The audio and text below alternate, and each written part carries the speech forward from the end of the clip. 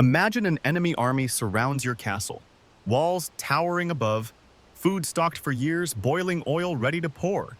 But did you know the real secret to surviving a siege wasn't the weapons or walls? Medieval castle defenders had brutal, clever tactics to outlast attackers for months. Some so effective, they remain classified in ancient warfare manuals. How did they prevent starvation when the gates were sealed? Where did water come from without wells? And why would they throw perfectly good food over the walls?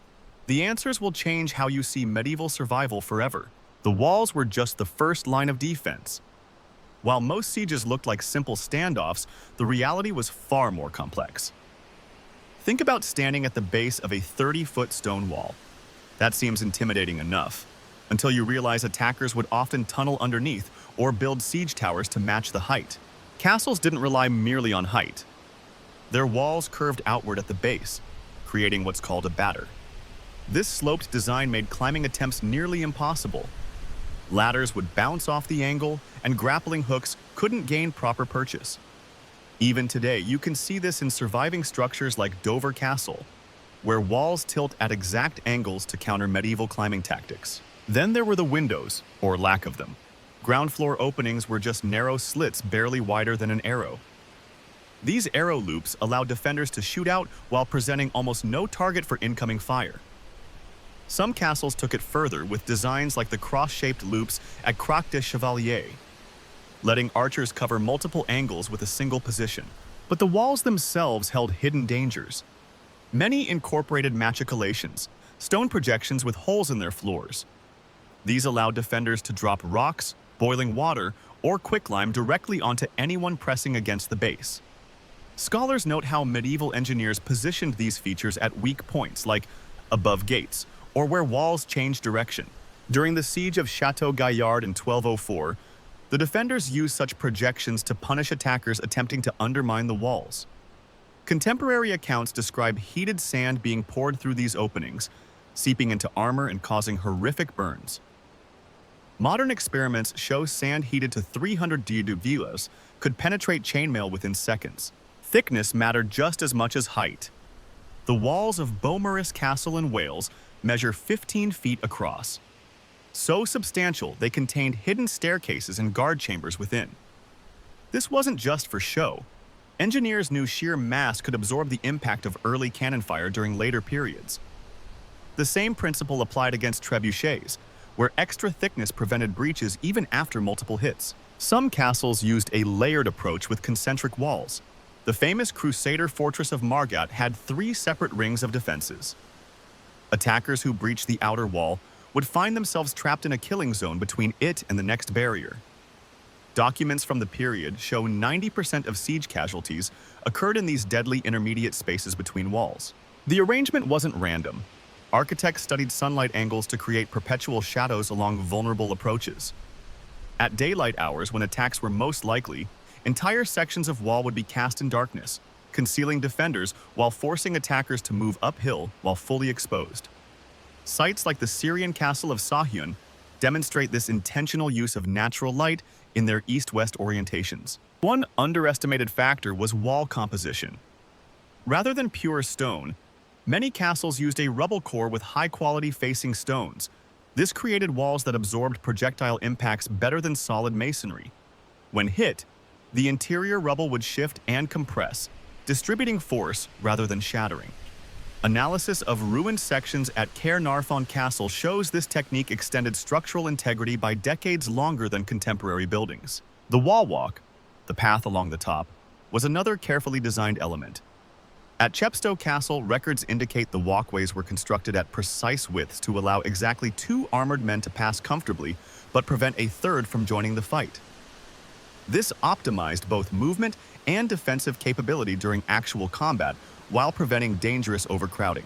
Walls didn't just resist attacks, they actively countered them. Built-in wall chambers housed torsion-powered ballistae in several German castles, allowing heavy projectiles to be fired directly along the wall line. Particularly innovative was the system at Churburg Castle, where counterweighted shutters could be flipped open to deploy these weapons within seconds when scouts spotted approaching enemies. Water defenses complemented the stone. Many castles, like Leeds Castle in England, used artificial lakes rather than dry moats. The reflective surface made nighttime approaches nearly impossible while forcing attackers into predictable pathways. Accounts from the Siege of Kenilworth in 1266 describe defenders using the moat's reflections to spot and eliminate intruders trying to swim across under cover of darkness. The psychological effect of walls often outweighed their physical strength. Studies of medieval journals reveal attackers would frequently abandon planned assaults simply upon getting their first close look at the defenses. Engineers deliberately incorporated intimidating features like grotesque carvings near entrances, not merely decorative, but calculated to unsettle approaching forces. At Rochester Castle, records indicate defenders once hung captured siege engineers from the battlements in view of their army. This stopped a month-long assault immediately, proving how walls served as both physical barriers and powerful psychological weapons. The contemporary pipe rolls, financial records of the English crown, show the garrison actually spent more on chains and display equipment than weapons that year. Temperature control was an unexpected defensive benefit. The massive stone acted as thermal mass, keeping interiors cool during summer sieges when attackers sweltered outside. Winter sieges saw the opposite. Thick walls retained heat from interior fireplaces while besiegers froze. Documents from the 1401 siege of Harlech Castle note the Welsh defenders baking bread comfortably while the English army lost men to exposure. Towers gave castle defenders an edge attackers couldn't match. While walls provided a barrier, towers turned defense into an active killing system. Their height advantage was more than just about seeing further. It changed the physics of combat. Round towers became standard for good reason. Their curved surfaces deflected battering rams more effectively than flat walls. Square corners gave sappers clear weak points to target when tunneling underneath foundations. The cylindrical design eliminated this vulnerability. At Conwy Castle in Wales, you can still see how later modifications replaced original square towers with round ones after attacks revealed the weakness. Experiments using replica siege engines show round towers require 3 times more impacts to breach compared to square designs. The mathematical precision of tower placement often went unnoticed by attackers. Engineers spaced them at exact intervals, usually within bowshot of each other, creating overlapping kill zones. Records from Carnarvon Castle show towers positioned every 35 yards along the curtain walls. This spacing allowed archers in adjacent towers to cover each other while preventing any blind spots. Attackers attempting to scale walls would find themselves targeted simultaneously from multiple angles. Arrow slits weren't just holes in walls. They were carefully engineered firing positions. Their interior openings were 3 times wider than the exterior, giving archers a broad field of fire while presenting attackers with a nearly invisible target. Some castles like Chateau Gaillard incorporated cross-shaped loopholes, allowing a single archer to cover 4 different firing angles without moving positions. Modern ballistics testing reveals these designs reduced archer casualties by 60% compared to simple vertical slits. Arrow slits weren't just holes in walls. They were carefully engineered firing positions. Their interior openings were 3 times wider than the exterior, giving archers a broad field of fire while presenting attackers with a nearly invisible target. Some castles like Chateau Gaillard incorporated cross-shaped loopholes, allowing a single archer to cover 4 different firing angles without moving positions. Modern ballistics testing reveals these designs reduced archer casualties by 60% compared to simple vertical slits. Staircases within towers became defensive weapons themselves. They spiraled clockwise as they rose, forcing right-handed attackers to expose more of their bodies while ascending. Meanwhile, defenders above could strike downward with their full strength and range of motion. Measurements from Rochester Castle show the steps were deliberately built at uneven heights, a subtle trick that disrupted attackers' rhythm during assaults. Some castles added grooves near the top where defenders could quickly position blocking stones. Towers served as observation platforms first and fighting positions second. Their height enabled lookouts to spot approaching forces from up to 15 miles away under ideal conditions. Smoke signals from towers could relay messages between castles faster than any rider. Records note warnings traveling 60 miles in under an hour during the Welsh Wars. At Dover Castle, the Romans originally built a lighthouse that medieval builders later incorporated into their watchtower system, extending its sightlines across the English Channel. The thickness of tower walls counteracted siege engines in unexpected ways.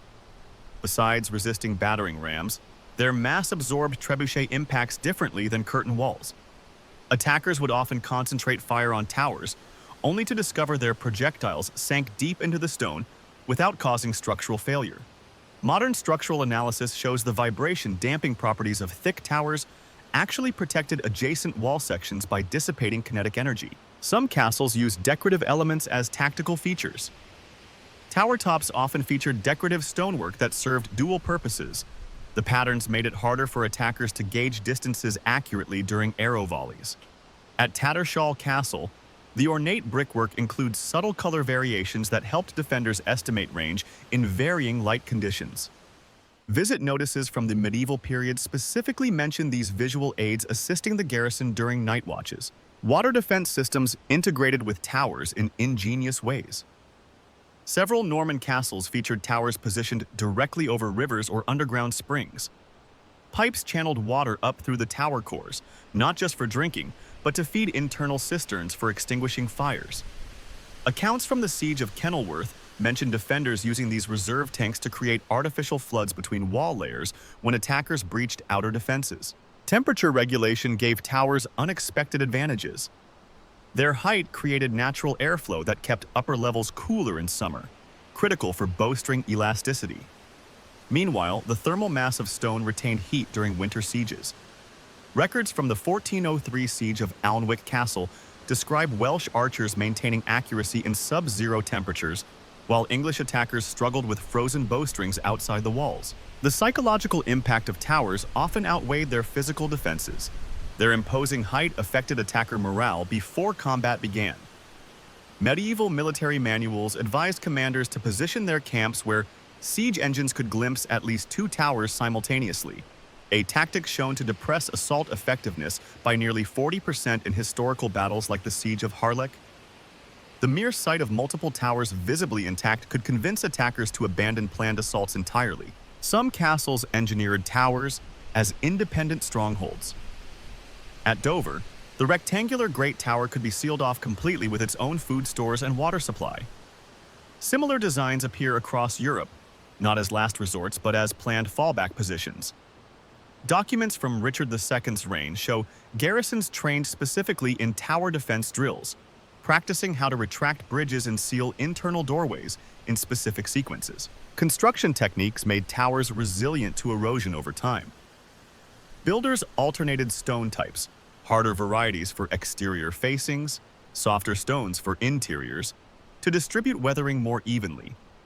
This explains why so many ruined castles still have mostly intact towers centuries later. Core samples from Norwich Castle's keep reveal walls constructed with carefully layered rubble that actually became more stable as mortar settled over decades. Communications between towers used simple but effective methods. Alongside visual signals, some castles installed speaking tubes, hollow passages built into walls that carried sound between tower bases and upper levels. Tests at Pembroke Castle demonstrate a whispered message could travel over 70 feet through these channels with 90% word accuracy. In fog or darkness when torch signals failed, these acoustic systems kept coordination intact. Towers weren't static. They evolved with siege technology. Early Norman motte and bailey castles had wooden towers vulnerable to fire. As attackers developed Greek fire and other incendiaries, builders switched to stone.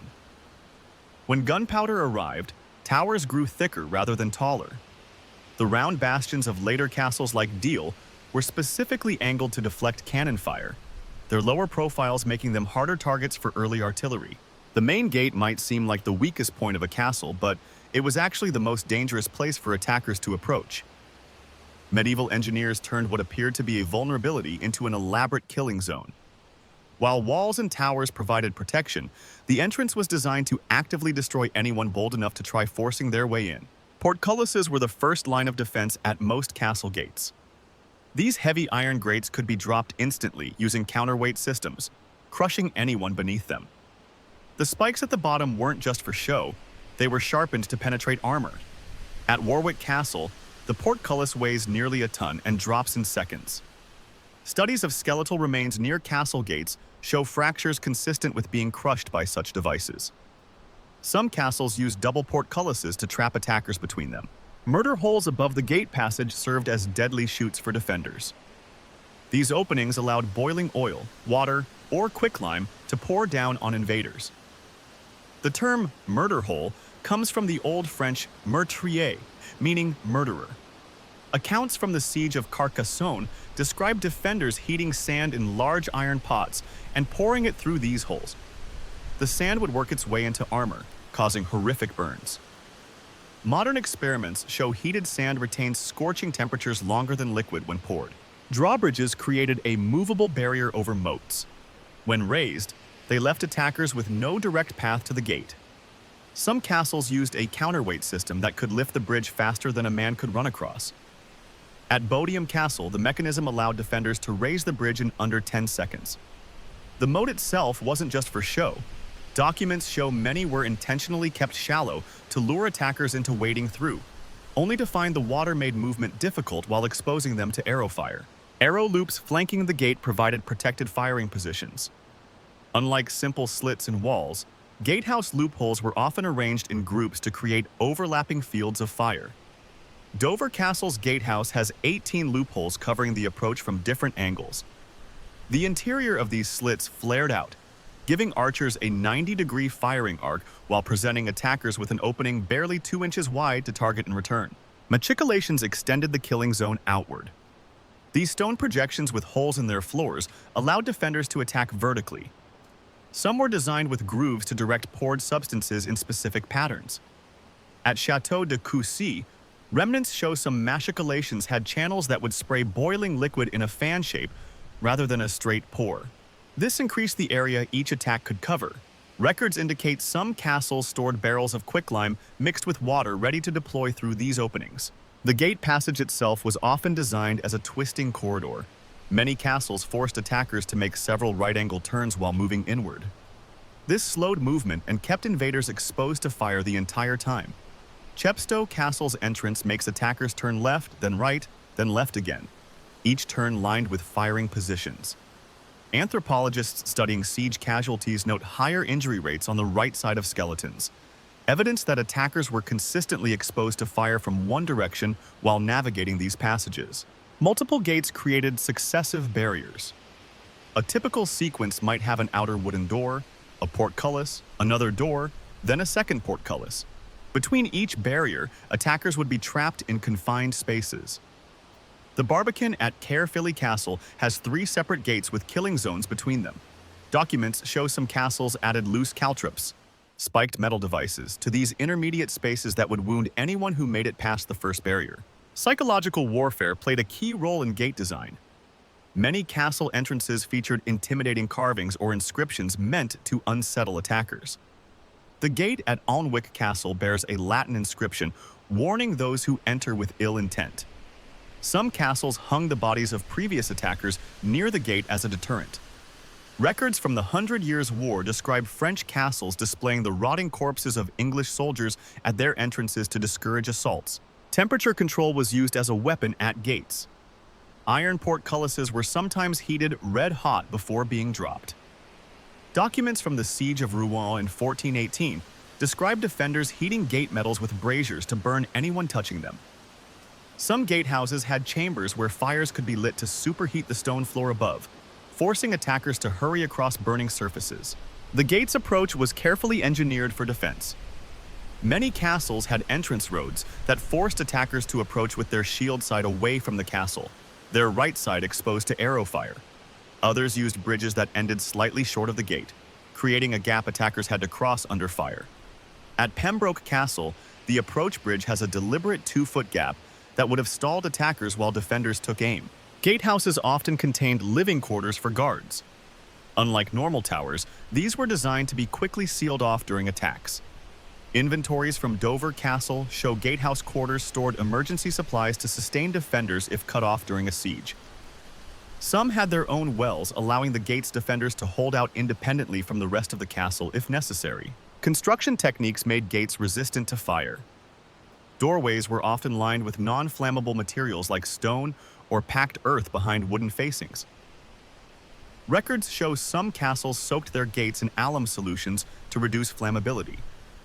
When attackers at the Siege of Rochester tried burning the gate, they found the iron reinforcements inside the wood prevented total collapse long enough for defenders to reinforce the breach. Sound amplification helped defenders monitor attacks. Many gate passages had specially shaped ceilings that carried sounds from outside inward. Tests at Conwy Castle show whispers at the outer gate can be heard clearly in the guardroom 30 feet away. Guards stationed inside could hear attackers preparing battering rams or tunneling operations long before they became visible. Some castles featured killing grounds just inside the gate. These open courtyards allowed defenders to surround any attackers who breached the outer defenses. The design at Harlech Castle forces intruders into a circular space where they can be fired upon from 3 levels simultaneously. Archaeological excavations in these areas often find groupings of arrowheads buried at angles suggesting sustained volleys from above. Gates weren't static. They evolved with siege technology. Early Norman castles used simple wooden gates that later gave way to reinforced iron-bound versions. By the 14th century, many castles added gun ports to their gatehouses to counter emerging firearms. The gate at Deal Castle from 1540 shows this transition clearly, with angled bastions designed to deflect cannon fire while accommodating defensive guns. Maintenance records reveal how seriously gates were guarded. The pipe rolls, financial records of English castles, show gate mechanisms were inspected weekly. Ropes controlling drawbridges were replaced seasonally regardless of where.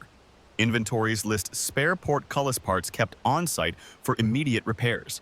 This constant attention ensured the castle's most vulnerable point remained its most dangerous. What looks like a castle's weakest spot was actually its most sophisticated defensive system. Every element, from the approaching path to the innermost gate, worked together to funnel attackers into a deadly sequence of traps. While towers and walls provided passive defense, the gate took active measures to destroy anything that came too close. Castle defenders knew food supplies could decide a siege's outcome better than weapons, while attackers relied on supply lines stretching across hostile territory. Castle granaries could store enough grain to sustain hundreds for years. The siege of Harlech Castle in the 15th century lasted 7 years, possible because its underground silos held 14,000 gallons of grain when the siege began. But stockpiling was just the first step in a system designed to make hunger a weapon against besiegers. Granaries weren't simply storage rooms, they were carefully engineered spaces. At Dover Castle, grain stores were built against north-facing walls, where temperatures stayed cool year-round. Records show workers layered barley and wheat with crushed limestone to prevent mold. Some castles added charcoal between floorboards to absorb moisture. Archaeologists found rye stores at Chateau Gaillard that remained edible after 30 years in these conditions. Modern tests confirm grain stored this way loses only 2% nutritional value annually. Underground storage areas provided natural cooling and concealment. Warwick Castle's ice house kept meat fresh for months by leveraging passive refrigeration. Blackened walls in these chambers indicate they used smoke to deter insects, a practice still visible in preserved samples of 13th century grain. Analysis of rodent bones from castle sites suggests cats and terriers were bred specifically to patrol these areas, with some castles listing ratting hounds in their expense records. Meat preservation went beyond conventional salting. Castle kitchens employed techniques like potting, sealing cooked meat under rendered fat in stone jars. Excavations at Caernarfon revealed jars containing pork that remained preserved for over a decade when properly sealed. Some castles kept live animals in walled pastures until needed. The Tower of London's records show it maintained a permanent herd of 40 dairy goats during the 14th century for fresh milk during sieges. Vegetable gardens provided fresh produce even under siege. Thornbury Castle's accounts list peas, beans, and onions planted in rotating plots. What seemed like decorative courtyard gardens often functioned as hidden nurseries. Medieval manuscripts show cabbage and kale grown between flower beds. At Conwy Castle, archaeologists found raised beds with layered soil to extend growing seasons, yielding 3 harvests annually from the same patch. Beekeeping served multiple purposes beyond honey production. Castles maintained apiaries because beeswax candles provided the only reliable nighttime light for defenders. More importantly, honey's antibacterial properties made it essential for treating wounds. The 1415 inventory of Bodiam Castle lists 200 pounds of honey stored specifically for medical use. Researchers analyzing castle honey samples found high thymol content, natural compounds that prevented infection better than some medieval medicines. Water-powered mills hidden within castle walls gave defenders a crucial advantage. While besiegers relied on hand-grinding grain, castles like Leeds had milling systems built into moats. A diverted water channel could turn millstones without exposing workers to attack.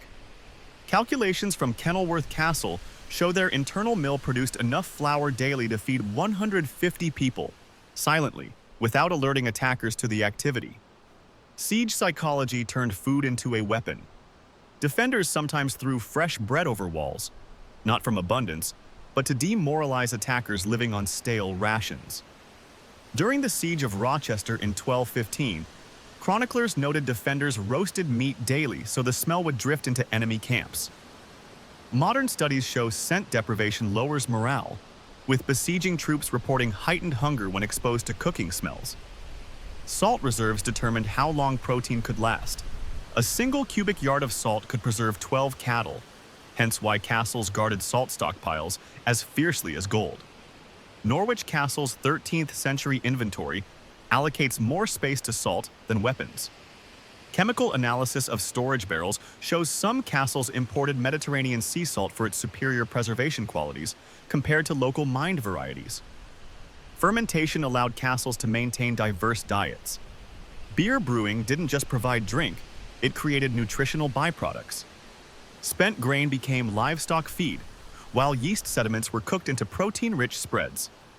York Castle's kitchen waste pits show evidence of fermented fish sauce production, a technique borrowed from Roman garum that added flavor to stored grains. Some castles cultivated medicinal plants alongside food crops. Excavations at Pontefract reveal valerian and chamomile grown in herb gardens, plants known to reduce anxiety during prolonged confinement.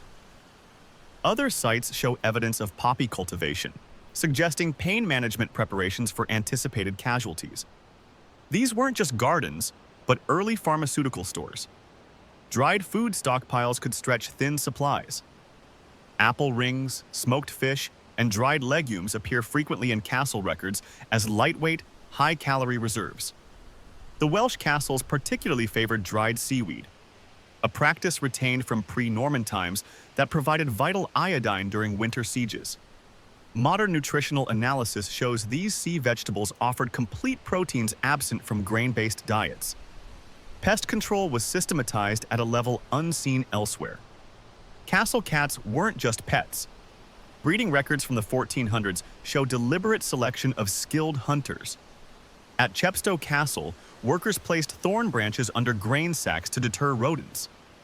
Archaeologists found sparrowhawk bones near dovecotes, suggesting trained birds kept pigeon predators in check to protect this flying food source. Dovecotes represent one of the more ingenious food systems. These tower-like structures housed hundreds of homing pigeons that could fly out through narrow slits but required manual recapture to re-enter. During the siege of Corfe Castle in 1643, defenders released pigeons daily to forage beyond enemy lines, returning each evening with crops clinging to their feet. Researchers have replicated this behavior with modern carrier pigeons, proving each bird could transport up to 1 ounce of grain per trip, significant when multiplied across hundreds of birds. Siege innovations included edible defenses. Hedges around castles often featured hawthorn and wild rose, plants that produced vitamin-rich berries in autumn. Some moats were stocked with fish, though records indicate these were more often used for sport fishing to relieve siege boredom than substantive nutrition. At Flint Castle, elm trees within the walls were deliberately planted. Their inner bark could be harvested during famines as emergency food. Food preparation areas doubled as defensive positions. Castle kitchens were often located near the gatehouse, allowing boiling cauldrons to serve dual purposes.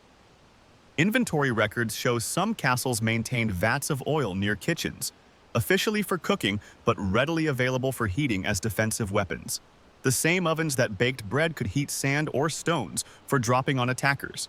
Psychological records from sieges reveal the power of perceived abundance. Defenders would sometimes waste food conspicuously, peeling fruit in view of enemy scouts, or discarding half-eaten meals in areas where attackers could see. One account describes Durham castle defenders staging fake feasts during a 14th century siege, complete with actors playing drunken sentries to suggest unrestrained provisions. Modern analysis of attacker diaries shows these displays often preceded surrender attempts from the besieging force. Daily rations were calculated with precision. The 1385 accounts for Stirling Castle specify workers received 2 pounds of bread, 1 pound of meat, and 3 pints of ale daily, intentionally generous portions visible to enemy observers. What went unrecorded was the emergency reduction plan. Documents found in a hidden compartment show this could be cut by 75% if needed, a contingency never revealed to attackers. Food distribution became a security system. At the Tower of London, feeding positions indicated trust levels. Outer courtyard workers received simpler fare than inner ward staff. This created an incentive for betrayal while making defection less appealing. Accounts show suspected traitors were suddenly moved to higher status dining areas as a test. If they didn't remark on the change, it suggested existing familiarity with better rations from enemy contacts. The system's success is proven by siege durations. While movie sieges last weeks, real medieval castles held out for years. The record belongs to Kandarid Castle in Turkey, besieged for 29 years starting in 1391. Its defenders survived by combining stockpiling with micro-cultivation techniques later lost to history. Soil analysis reveals terraces built on interior walls grew vines and figs, demonstrating how castles turned every surface into potential farmland. A castle could survive for months without food, but only days without water. While attackers focused on breaching walls, defenders concentrated on safeguarding their water supply, the true lifeline during any siege. Unlike food, which could be stockpiled, water required constant renewal, making its protection and management the most critical system in any fortress. Deep wells represented engineering marvels of their time. Dover Castle's well plunges 120 feet through solid chalk. Its construction likely took years of labor. Workers dug these shafts by hand, lowering themselves in baskets to remove debris, bucket by bucket. The well at Chepstow Castle still functions today, its walls lined with carefully fitted stone to prevent collapse. Medieval accounts mention specialized well masters who maintained these structures, ensuring buckets and pulleys remained in working order. Some castles built protective stone houses around their wells to shield them from contamination or attack. The depth of castle wells served multiple purposes. Beyond reaching reliable water tables, deep shafts made poisoning attempts nearly impossible. During the siege of Kenilworth in 1266, attackers dumped rotting carcasses into the outer Bailey well, not realizing defenders relied on a second, deeper well in the keep. Modern water testing at Edinburgh Castle confirms deep wells naturally filter bacteria.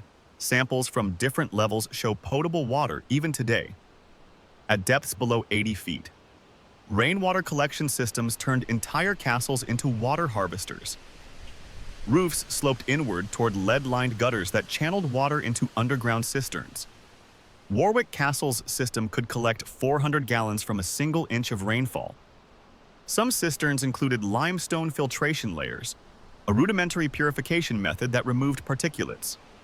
Excavations at Bodiam Castle revealed charcoal layers in cistern drains, showing defenders understood basic water treatment principles. Hidden springs provided the most reliable water sources. Many castles were deliberately built atop natural springs, with the water source concealed within basement chambers. Rochester Castle's spring emerges inside a vaulted room deep beneath the keep, accessible only through a narrow spiral stair. At Conwy Castle, archaeologists discovered a secret tunnel leading to a spring outside the walls, its entrance disguised as a garderobe chute. These systems remained operational even during the longest sieges. Water storage capacity determined siege endurance. Chateau Gaillard's cisterns held 20,000 gallons, enough to supply 200 people for 3 months without rain. Caernarfon Castle stored water in multiple locations, preventing any single point of failure. Accounts from the 1188 siege of Tyre describe defenders rationing water by issuing numbered tokens for daily access to wells, a system that stretched their 6-month supply to 9. Water defenses extended beyond storage. Attackers often tried diverting nearby streams or poisoning water sources. In response, castles built protective outworks around external water access points.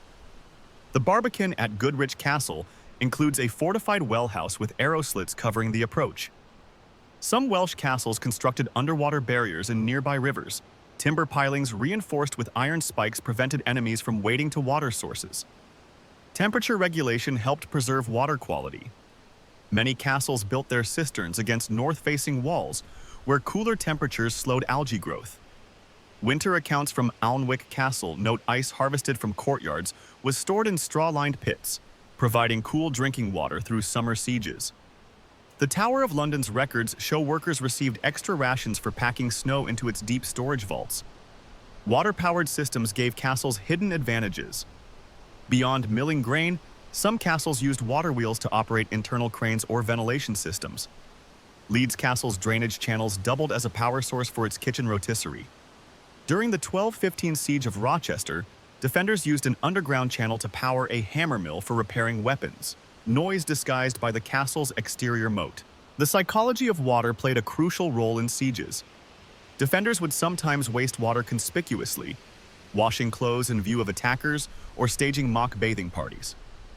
Chronicles from the Siege of Montsegur describe defenders pouring water onto sun-heated stones, creating steam clouds that suggested abundant supplies.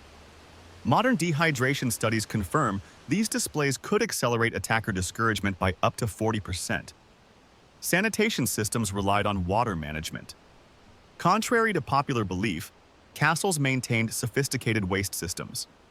Dover Castle's guardrobes flushed via rainwater channels that carried waste far from living areas.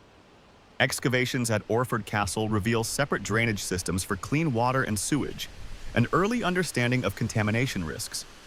Pipe fragments show some castles used hollowed-out oak trunks as pressurized water conduits for latrine flushing. Aqueducts represented the pinnacle of castle water engineering. While rare, some castles built underground channels to distant springs. Chepstow's system brought fresh water from a source a mile away through a carefully graded stone conduit. The channel included sediment traps and air vents to maintain flow, features not seen again in plumbing until the 18th century. Archaeologists found its construction required precise elevation measurements done with simple water levels. Ice houses provided unexpected water reserves. Many castles maintained cool storage pits where winter ice could last through summer. The ice house at Hurstmonceux Castle kept blocks frozen for 8 months using just straw insulation and north-facing placement. When melted, each block yielded gallons of fresh water. Pilots during World War II would later use similar techniques for emergency rations. Water access determined castle layout.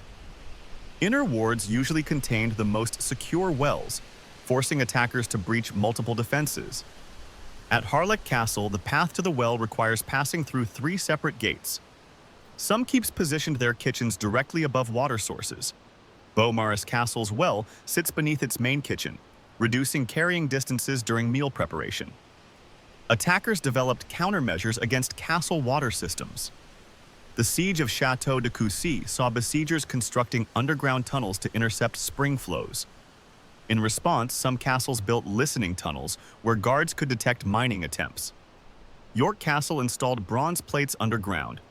Digging tools, striking metal would alert defenders to sapping operations. Maintenance systems kept water flowing. Pipe rolls from Edward I's reign show castles employed full-time conduit keepers to maintain water systems. Their duties included cleaning gutters, repairing lead piping, and checking cistern seals. Westminster's accounts list payments for divers who cleaned well bottoms, some receiving hazard pay for working in confined deep spaces. Water quality monitoring occurred through simple but effective methods.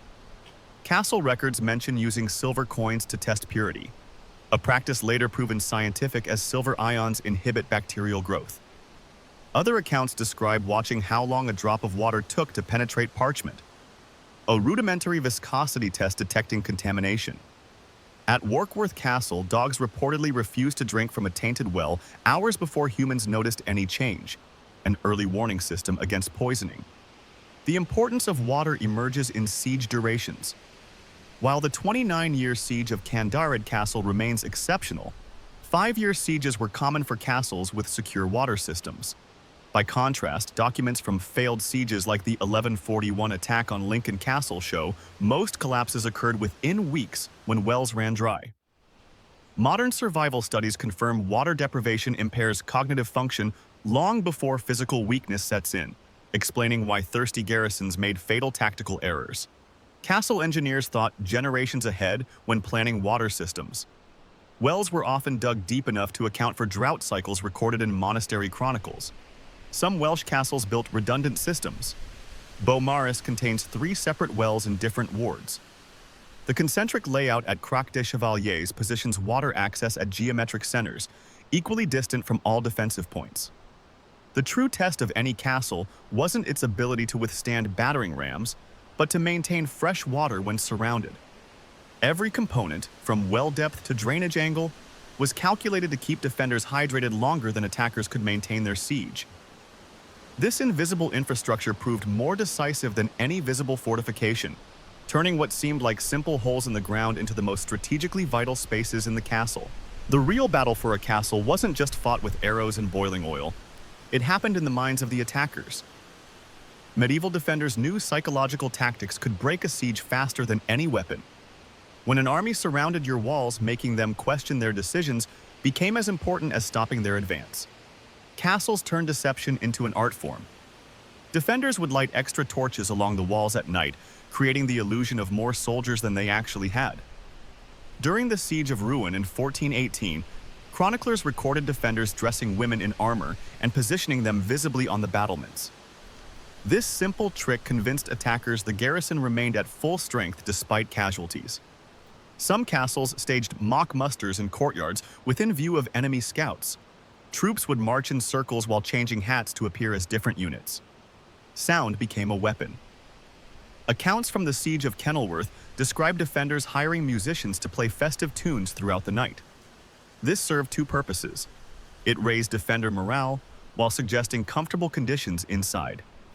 Other castles used rhythmic hammering on metal sheets to simulate blacksmiths working overtime on new weapons.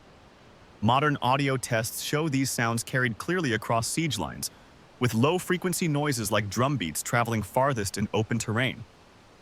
Food displays attacked the enemy's weakest point, their stomachs. Defenders would occasionally throw freshly baked bread over the walls, not from excess but to create doubt. During the 1215 Siege of Rochester, records show defenders roasted meat daily when supplies were actually running low. The smell drifting into enemy camps had a measurable effect. Modern studies demonstrate scent deprivation decreases morale faster than food scarcity alone. Some castles took this further by catapulting luxury items like wine barrels into besieging camps, suggesting they could afford to waste what attackers lacked entirely. Prisoner treatment became theater. Rather than hiding captives, castles would display them in clear view of their comrades. Documents from the 100 Years' War describe French castles parading English prisoners along the battlements at dawn, the worst possible time for attacker morale.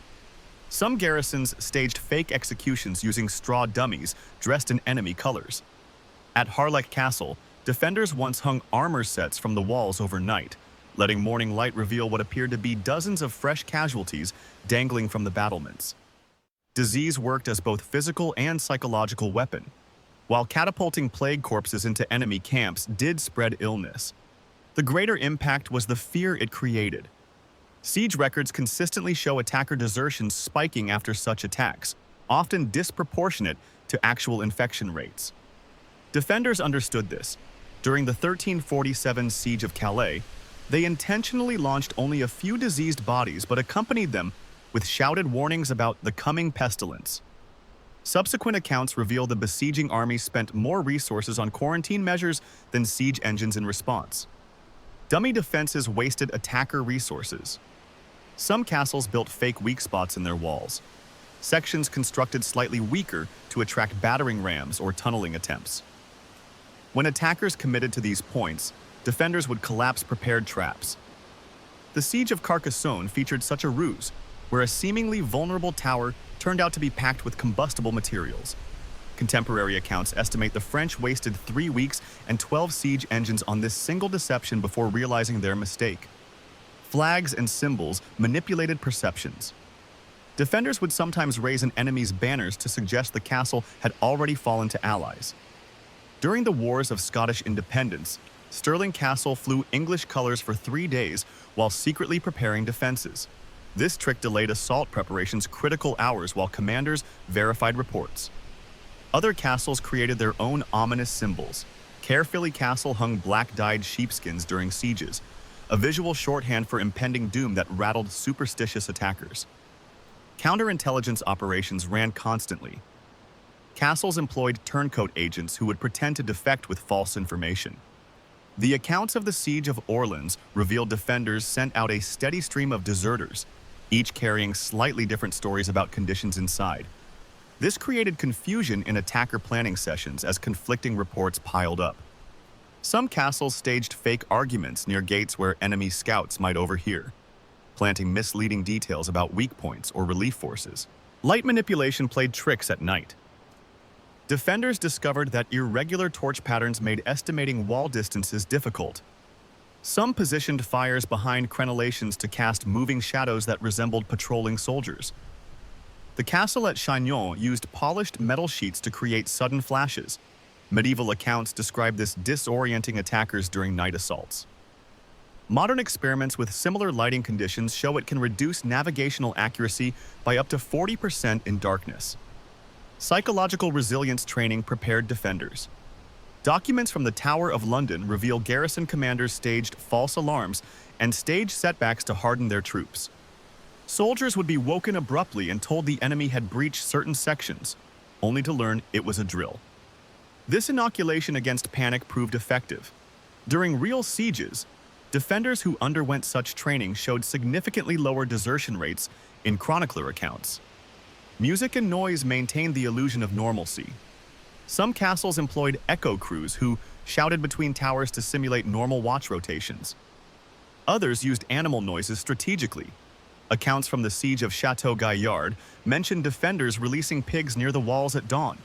The sudden squealing mimicked sounds of fresh livestock arriving through secret tunnels. Modern acoustic analysis shows certain animal vocalizations can carry over a mile in quiet siege conditions, making them ideal deception tools. The timing of psychological attacks mattered most. Defenders concentrated mind games around 3 critical periods: dawn, when attackers planned assaults; dusk, when morale typically dipped; and new moons, when darkness enabled deception. The pipe rolls from Edward I campaigns show castles requested extra supplies specifically for these periods: wax for torches, charcoal for signal fires, and extra rations for night watchmen making deliberate noise. False relief signals stretched attacker patience. Many castles had prearranged smoke patterns or flag combinations to signal non-existent reinforcements. During the prolonged siege of Harlech, defenders burned specific herb mixtures that created distinctive smoke columns, a ruse that kept the besieging army glancing backward for 6 weeks, expecting an attack from behind. Chemistry tests on residue from Harlech's fireplaces confirmed they used sage and heather blends difficult to distinguish from distant army campfires. Deadlines preyed on attacker psychology. Some defenders invented fictional time limits, claiming relief forces would arrive by a certain date. The Siege of Malta in 1565 saw defenders circulating rumors that Spanish ships were already sighted, though none existed. This put psychological pressure on attackers to rush preparations. Historical analysis shows most siege assaults occurred earlier than planned when such rumors spread, often with disastrous results for the hurried attackers. The ultimate psychological weapon was unpredictability. Defenders who alternated between aggressive sorties and complete silence kept attackers permanently off balance. Chroniclers noted besieging troops slept worse facing castles that varied their routines randomly.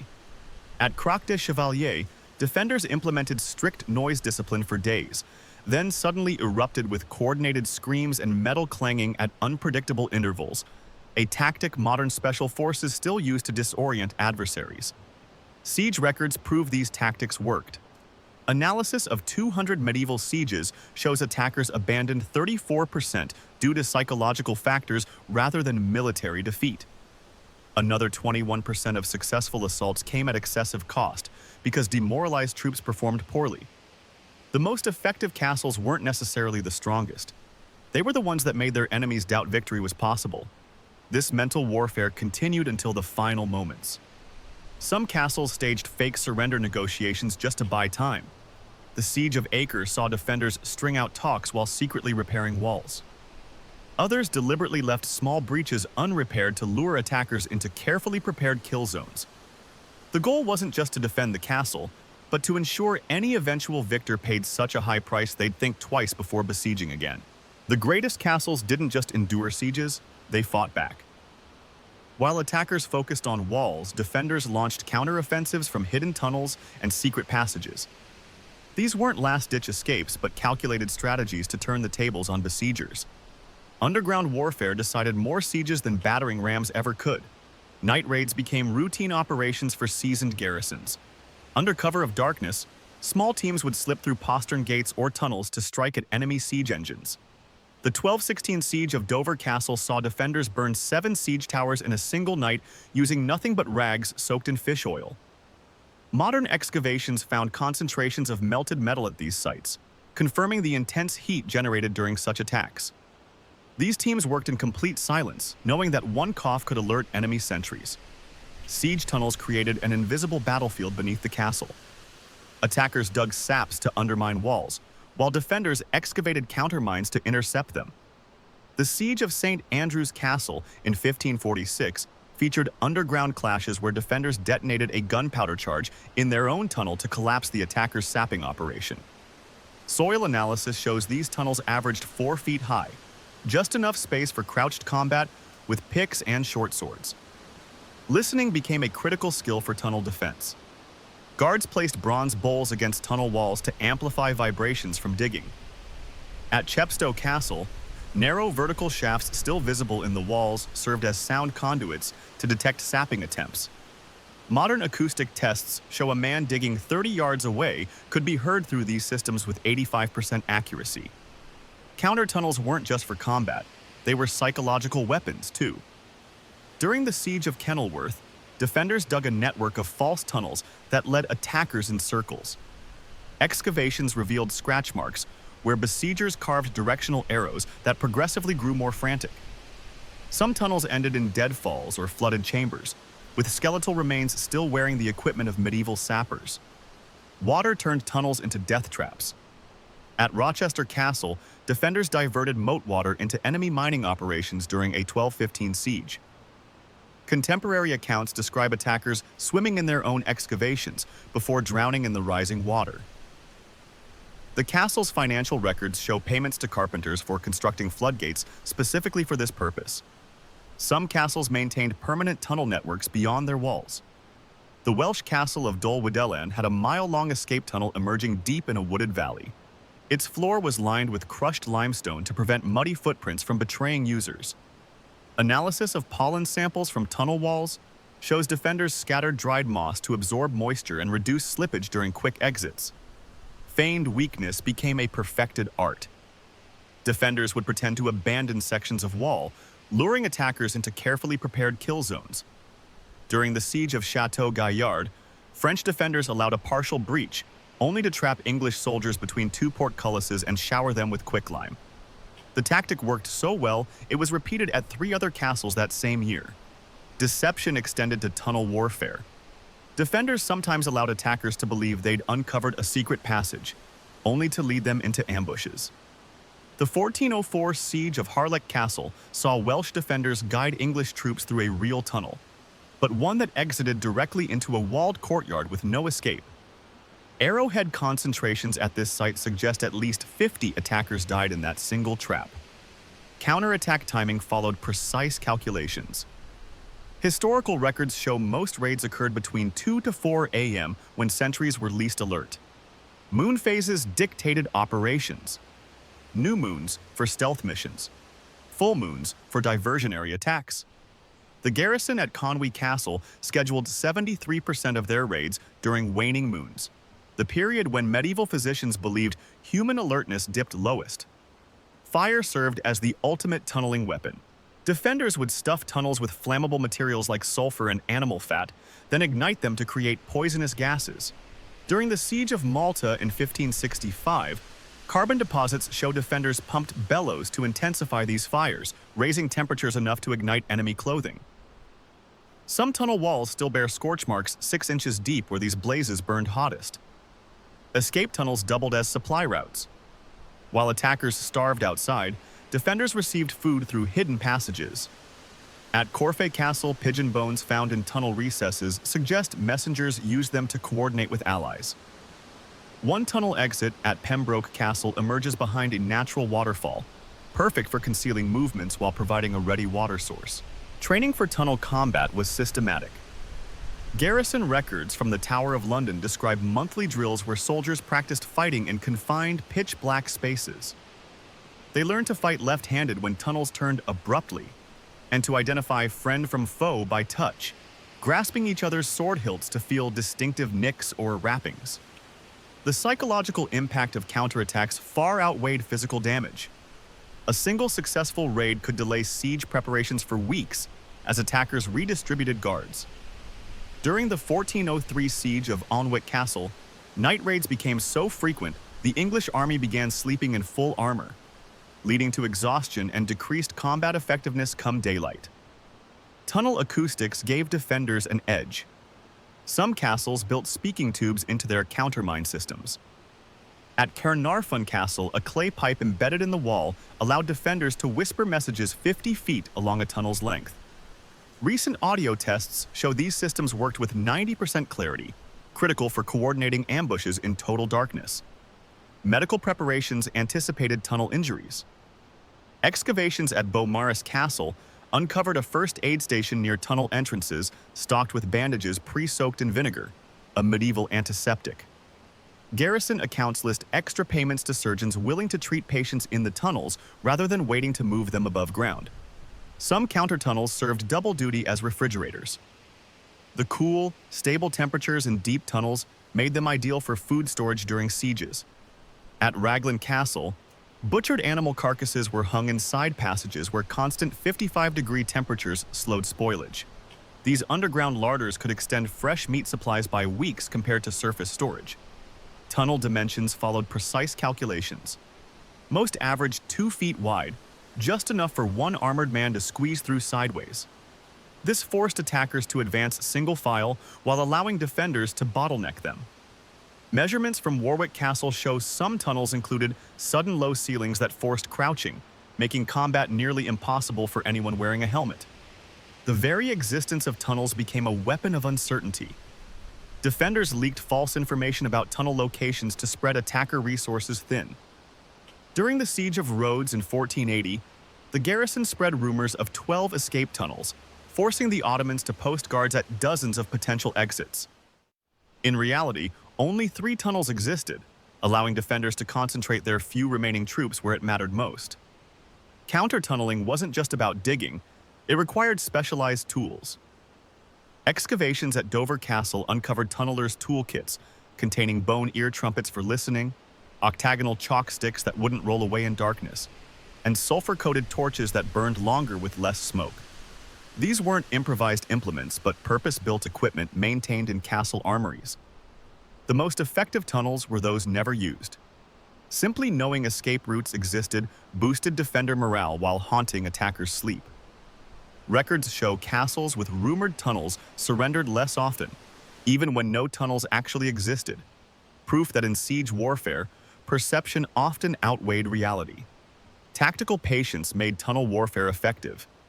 The garrison at Harlech Castle waited 7 weeks before revealing their underground network, timing its use to coincide with an approaching relief force. Documents from Edward I's campaigns show castle commanders received explicit orders to let the enemy invest weeks in works before rendering them useless in an hour via countermines. The legacy of these tunnels remains visible today.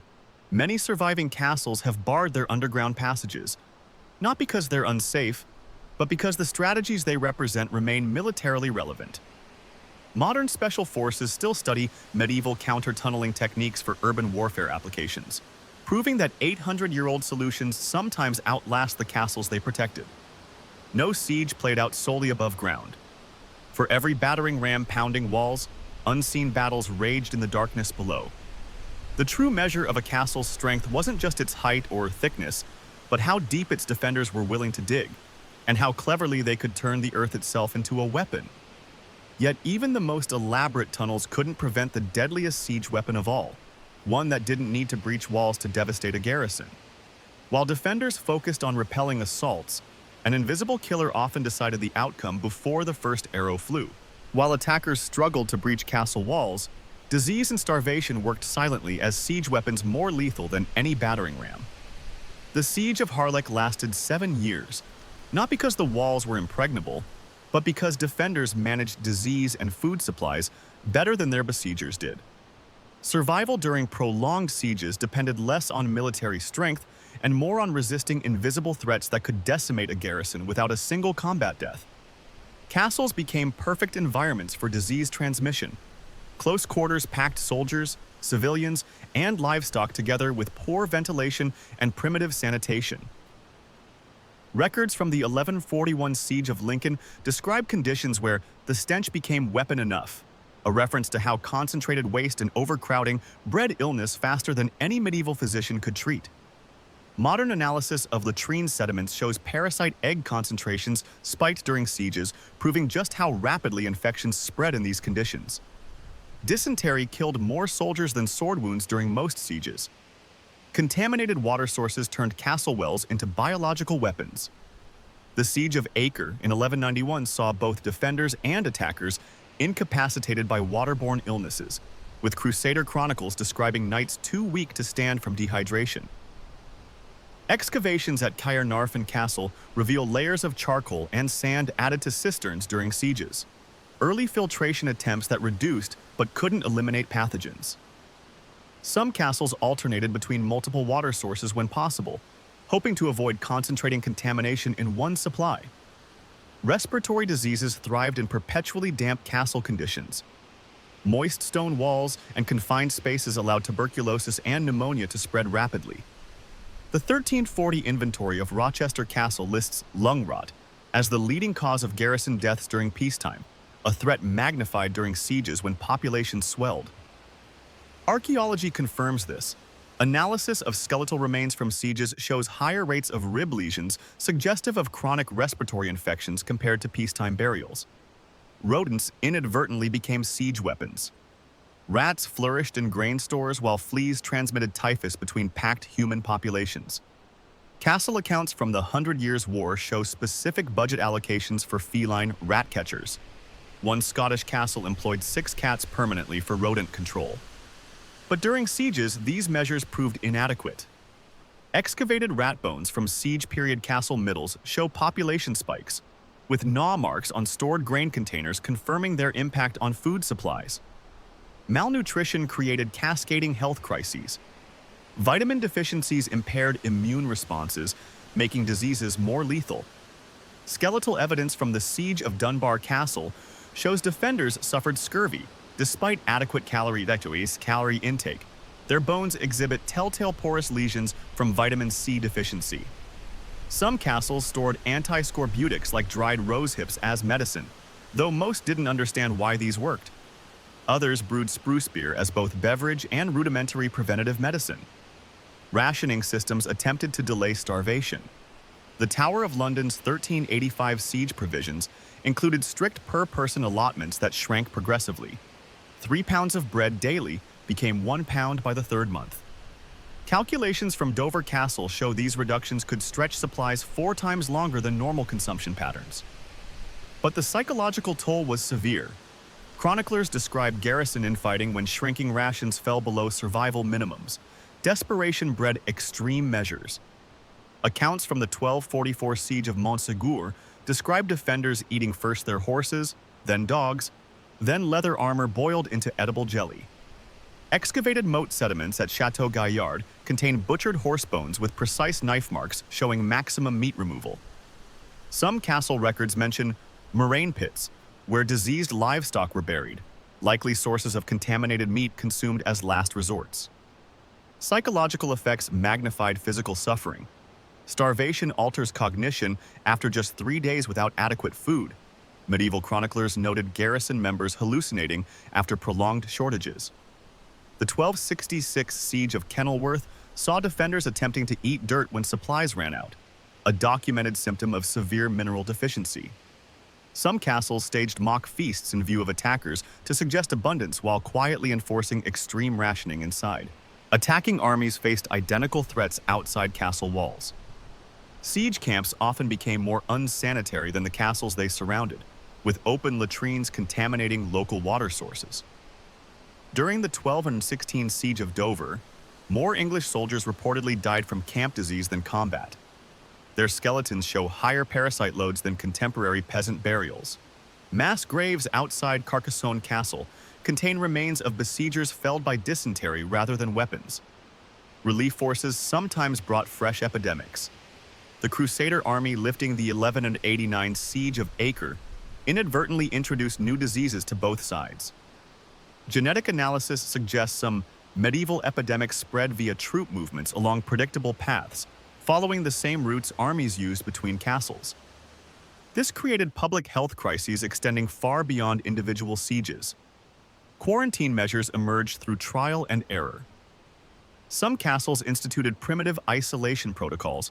The 1403 siege of Alnwick saw fever victims confined to specific towers. Venetian garrisons during the 1489 siege of Famagusta used vinegar-soaked cloths as rudimentary disinfectants centuries before germ theory. While ineffective by modern standards, these measures sometimes slowed transmission enough to outlast besiegers. Psychological resilience determined survival odds. Chroniclers noted garrisons with strong social bonds endured privation longer than fractured groups. The siege of Harlech's 7-year stand was attributed partially to its cohesive Welsh defenders sharing resources equitably. Modern starvation studies confirm social cohesion extends survival thresholds by 30% or more versus disorganized groups. Disease could end sieges without military resolution. The 1098 siege of Antioch collapsed when plague ravaged both defenders and attackers. Field hospitals outside castles became contagion hotspots. The 1347 siege of Calais saw besiegers burn their own sick tents to control spread. Ironically, some castles held out simply because epidemics forced attackers to abandon positions first. Winter sieges added hypothermia to existing threats. While castles retained heat better than open camps, cold still strained weakened bodies. The 1401 siege of Harlech saw Welsh defenders baking bread comfortably while English besiegers froze. Their skeletal remains show higher incidence of bone lesions from chronic cold stress. Some castles deliberately timed counterattacks during winter storms when attackers were most vulnerable. Nutritional knowledge existed in fragmented forms. Some castle physicians understood basic concepts like protein complementarity, mixing grains and legumes to form more complete proteins. The Welsh castle's reliance on seaweed provided essential micronutrients missing from land-based diets. These small advantages could mean the difference between surrender and endurance when months turned to years. The longest sieges became battles of public health. Castles that survived years did so through meticulous hygiene, disciplined rationing, and lucky disease resistance more than military strength. When Richard First besieged Nottingham Castle in 1194, records show he spent more on lemon shipments for his troops than siege engines, an early nod to preventing scurvy among his forces. Modern excavations reveal how castles manage these invisible killers. Analysis of latrine deposits shows peaks in parasite loads during sieges, then sharp declines when innovations like primitive filter systems were introduced. Butchery patterns on animal bones prove strict rationing protocols were followed even during starvation periods.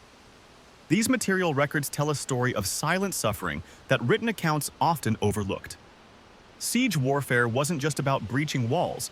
It was a complex biological struggle where food stores and disease resistance mattered more than sword skills.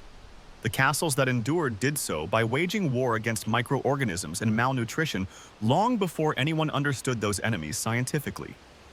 Their success came not from deflecting arrows, but from outlasting threats no wall could stop.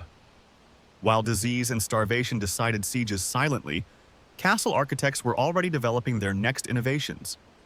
Designs so advanced they rendered traditional siege tactics obsolete.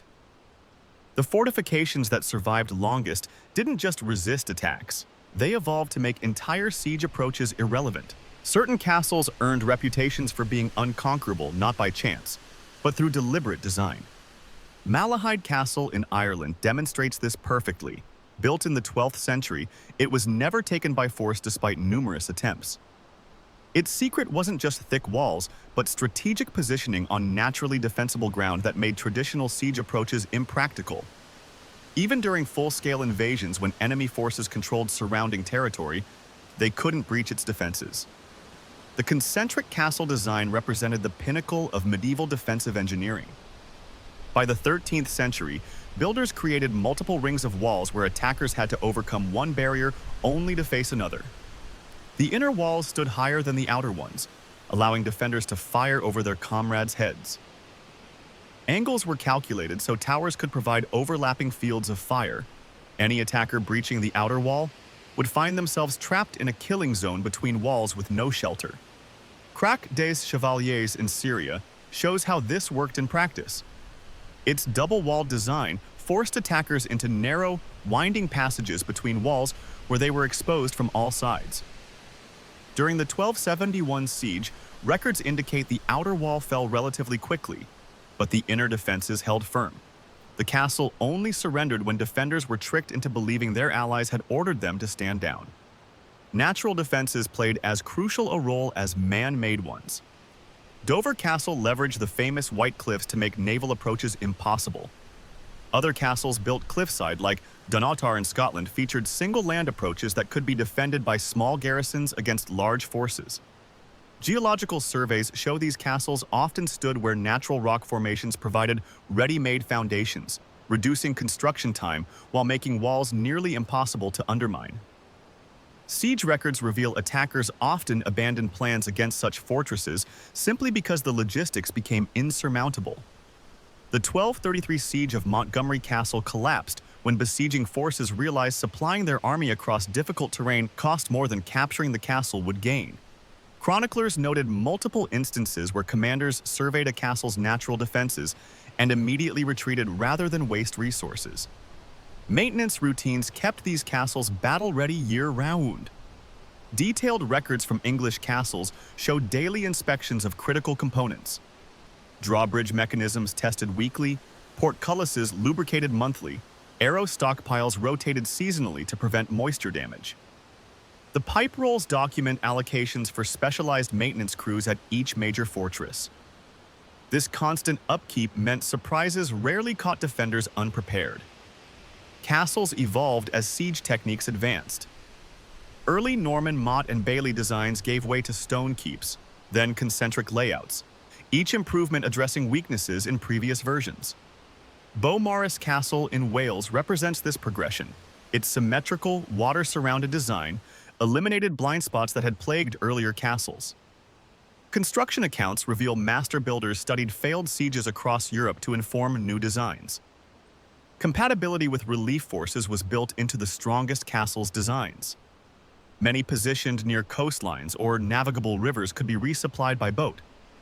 During the 1404 siege of Harlech Castle, Welsh forces maintained contact via secret sea routes, while English besiegers controlled land access.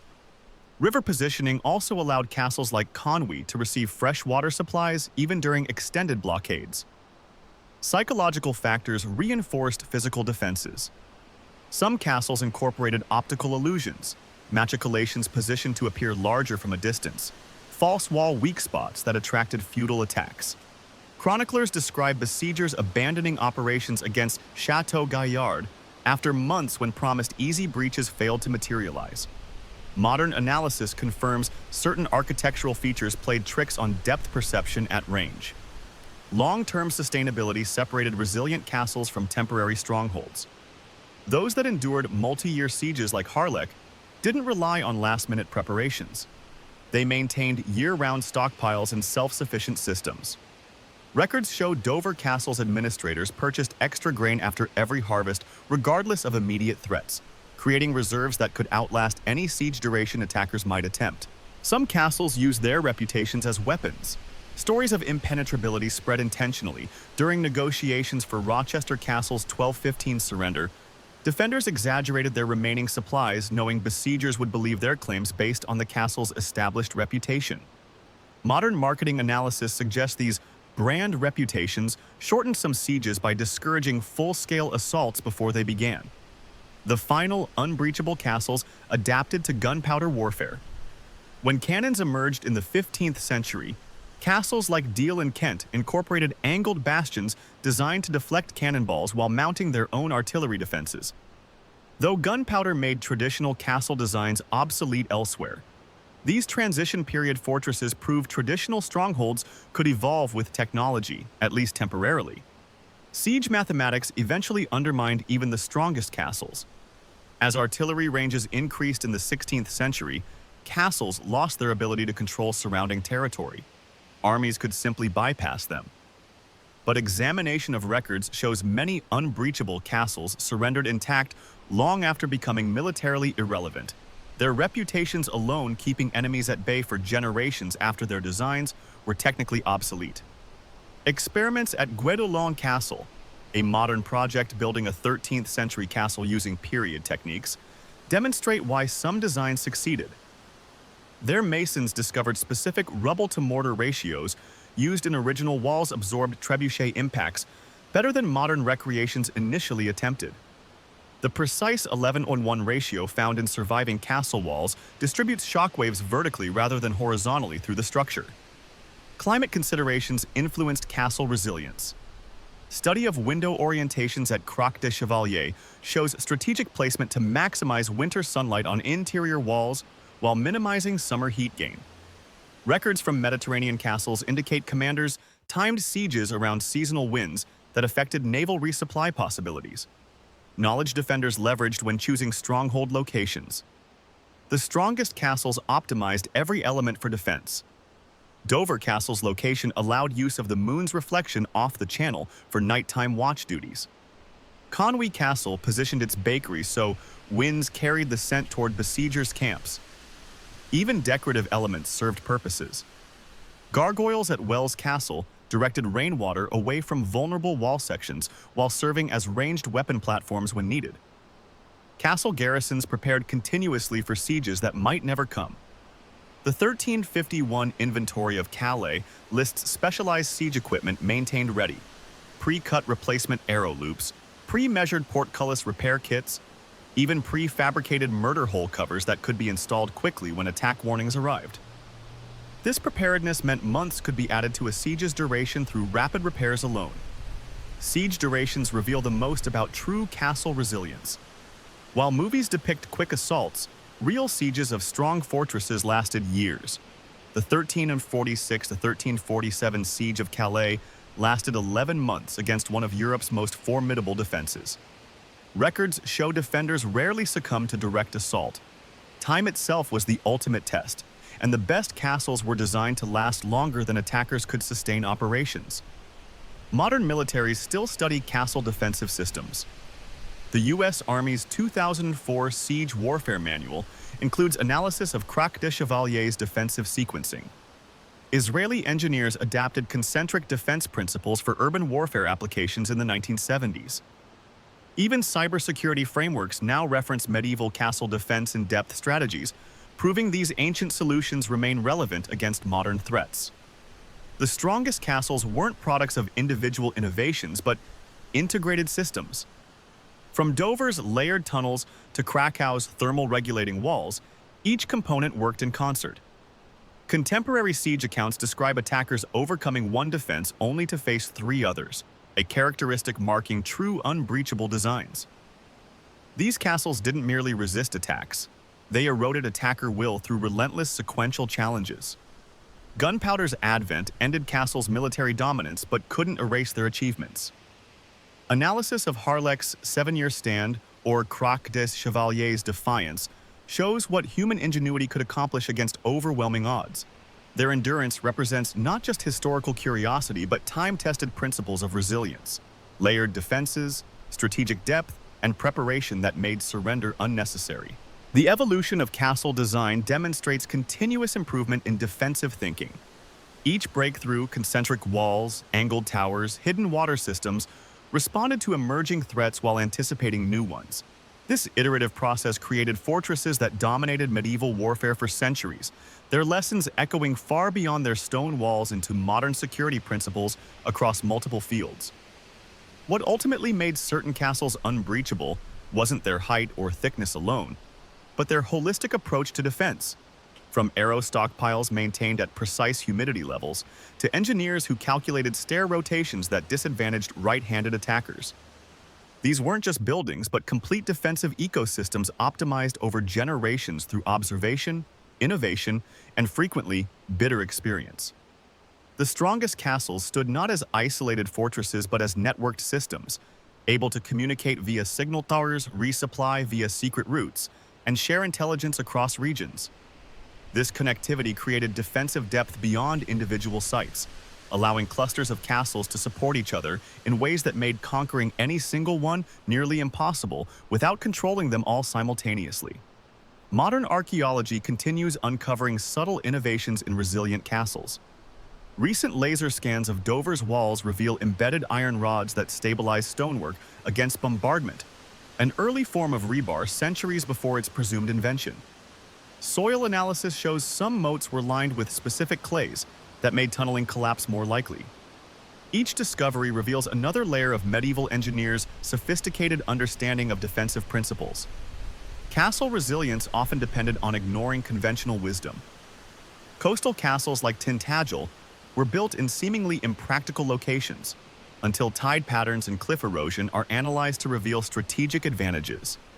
Some Welsh castles positioned facing away from expected attack vectors, forcing enemies into longer approaches that maximized defensive preparation time. These counterintuitive choices frequently proved decisive.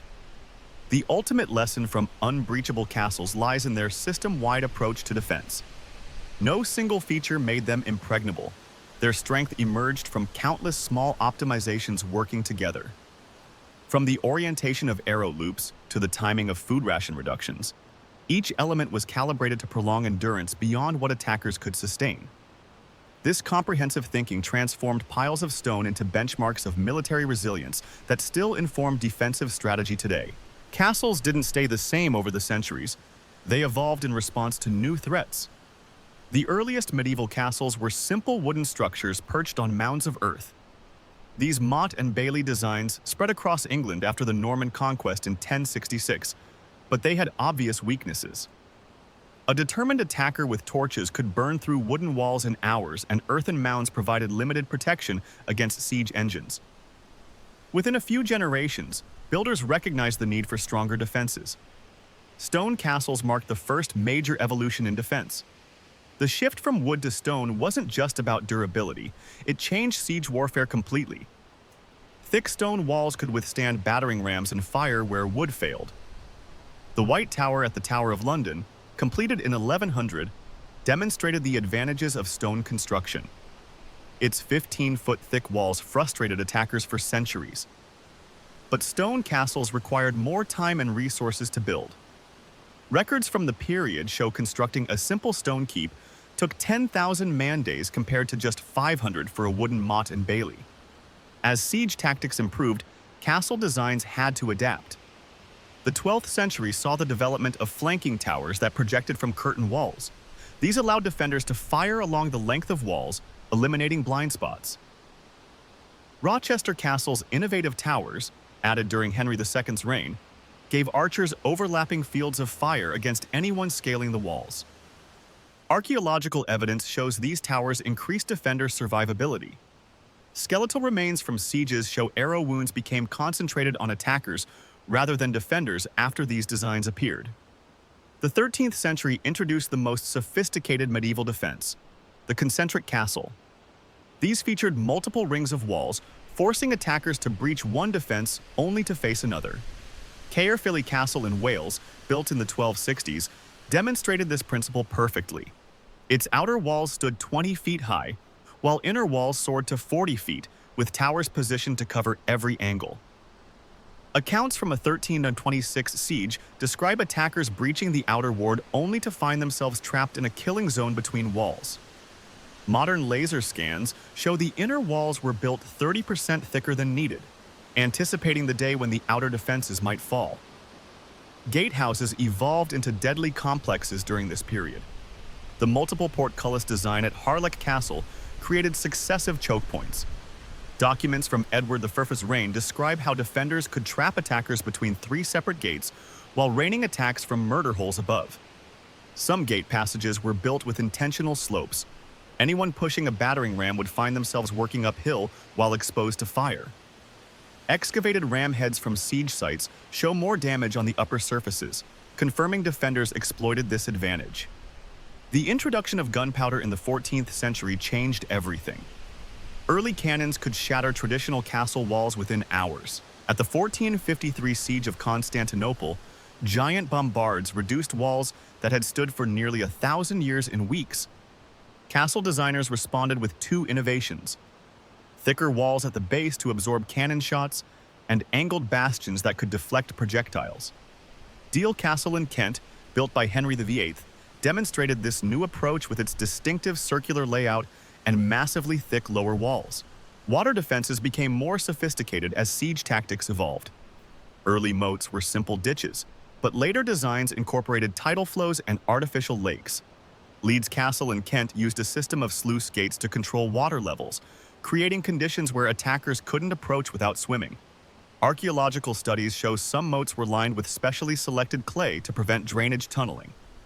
During the 1216 siege, Dover Castle's defenders flooded tunnels by opening sluice gates at high tide, a tactic still visible in the castle's original drainage system. Living conditions within castles improved not for comfort, but survival. As sieges grew longer, features like internal wells and expanded food storage became critical. The concentric design of Beaumaris Castle included a tidal mill within its walls that could grind grain even during sieges. Analysis of soil samples from castle latrines shows a marked increase in vegetable consumption during the 14th century, not by choice, but because garrisons learned to grow food internally during prolonged sieges. Psychological elements were deliberately incorporated into later designs. Darkened gate passages with uneven stairs slowed and disoriented attackers. The spiral staircases in Eilean Donan Castle all turn clockwise, forcing right-handed attackers to expose more of their bodies when advancing upward. Some castles added grotesque carvings near entrances, not as decoration, but because siege records showed they made some attackers hesitate at critical moments. The transition from castles to artillery forts wasn't immediate. Some castles underwent radical adaptations, like Corfe Castle adding gun ports to its medieval walls in the 1540s. But economics ultimately ended the castle era. The cost of modifying old castles to resist cannon fire often exceeded building new fortresses. Records from Elizabeth I's reign show maintaining even a modest castle cost 10 times more than a modern gun fort of equivalent defensive value. Yet castles remained strategically important even after becoming militarily obsolete. During the English Civil War, many castles served as supply depots and intimidation tools rather than serious fortifications. The last recorded medieval-style siege in Britain occurred at Pontefract Castle in 1648. Defenders held out using tactics unchanged for 300 years, proving old designs could still work against enemies without heavy artillery. Modern analysis reveals subtle refinements in late castle designs. The angles of bastions at Deal Castle correspond almost exactly to the ballistics of early cannon, a precision that couldn't have been accidental. Core samples from its walls show layers of different materials specifically chosen to absorb and disperse impact energy. These weren't crude adaptations, but carefully calculated responses to new technology. Some castle features proved surprisingly durable. The concentric principle reappeared in 19th century coastal defenses like Fort Nelson, and again in Wubbetu bunker designs. The idea of layered defense zones, from outer obstacles to final strongpoints, still informs military-based design today. Modern security experts study medieval castles when planning everything from embassy protection to data security. The most revealing aspect of castle evolution is what didn't change. Despite all technological advances, the basic problems remained the same: how to see attackers coming, slow their advance, and concentrate firepower. Modern stadium designers face identical challenges managing crowds, using many solutions medieval castle builders would recognize immediately. Medieval builders lacked our materials, but their understanding of space, angles, and human behavior was remarkably sophisticated. Looking at castle development over centuries reveals a consistent pattern. Each innovation responded to specific failures. Wood burned too easily, straight walls created blind spots, single defenses could be overwhelmed. Builders didn't plan centuries ahead. They solved immediate problems in ways that happened to anticipate future threats. This pragmatic, incremental approach created fortifications that dominated warfare for 500 years. The history of castle design isn't just about military technology. It shows how people adapt physical spaces to control human behavior under extreme conditions. Today's cybersecurity experts study castle principles when designing network perimeters. Urban planners analyze medieval approaches to creating defensible space. The solutions may change, but the fundamental challenges of defense remain remarkably consistent across the centuries. The final generations of castles marked both an end and a beginning. As they lost military value, many became symbols of authority rather than practical defenses. Yet their design principles survived, adapted to new technologies and threats. The same pragmatic problem-solving that produced concentric castles now shapes modern defenses we interact with every day, often without realizing their medieval origins. Castles didn't disappear. They evolved into forms we still depend on in the 21st century.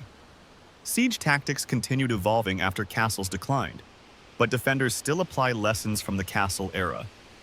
From layered security perimeters to the psychological impact of visible defenses, medieval innovations remain relevant. The next time you pass through a security checkpoint or see barriers protecting important buildings, you're seeing principles castle engineers perfected centuries ago. Their solutions worked so well they've outlasted the walls they were designed to protect. The medieval castle's true strength wasn't in its towering walls but in its hidden systems, the food stores, water sources, and psychological tactics that made sieges unwinnable. These fortresses teach us resilience isn't about brute force, but smart preparation and adaptability. Their legacy challenges modern survival thinking. Could we last years under siege without electricity or supply chains? Every castle tells a story of overcoming impossible odds through ingenuity. If you found these medieval strategies useful, share this video with fellow history and survival enthusiasts, and let us know in comments, which castle defense surprised you most? The past holds more practical lessons than we often realize.